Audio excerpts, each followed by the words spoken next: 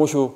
Le sujet de la responsabilité sociale des entreprises soulève un ensemble de questions particulièrement importantes, mais auxquelles on ne parvient pas toujours à y répondre.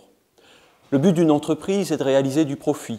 Pour y parvenir, l'entreprise interagit avec un certain nombre d'acteurs.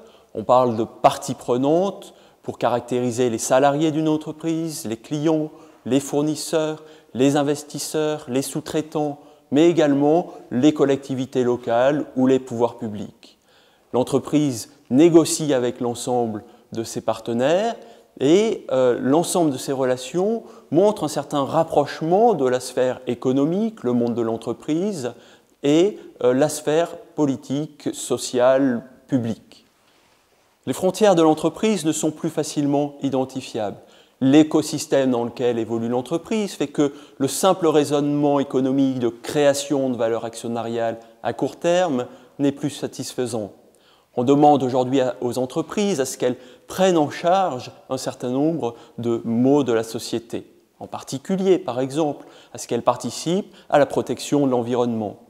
Les entreprises ont une part de responsabilité dans le phénomène de réchauffement climatique ou d'épuisement des ressources naturelles. Les entreprises les plus polluantes sont ainsi invitées à prendre en charge les externalités de leur activité et de leur fonctionnement.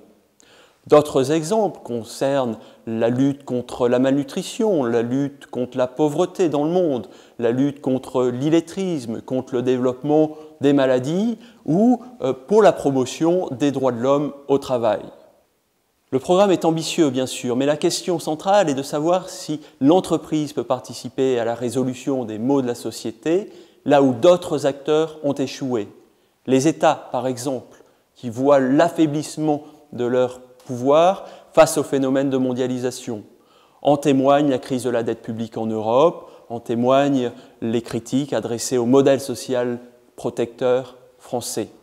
Ensuite, les organisations internationales qui peinent à rejoindre un consensus au niveau de l'établissement de normes mondiales.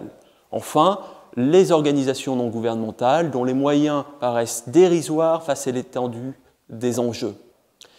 En conclusion, le phénomène de la RSE ne doit pas faire oublier que la mission principale de l'entreprise est la création de profits. Mais on observe que l'intégration de nouvelles contraintes sociales et environnementales conduit parfois certaines organisations à stimuler l'innovation, à remodeler leur chaîne de valeur, à reconfigurer leur business model et également à établir de nouveaux modes de partenariat avec les États et avec la société dans son ensemble.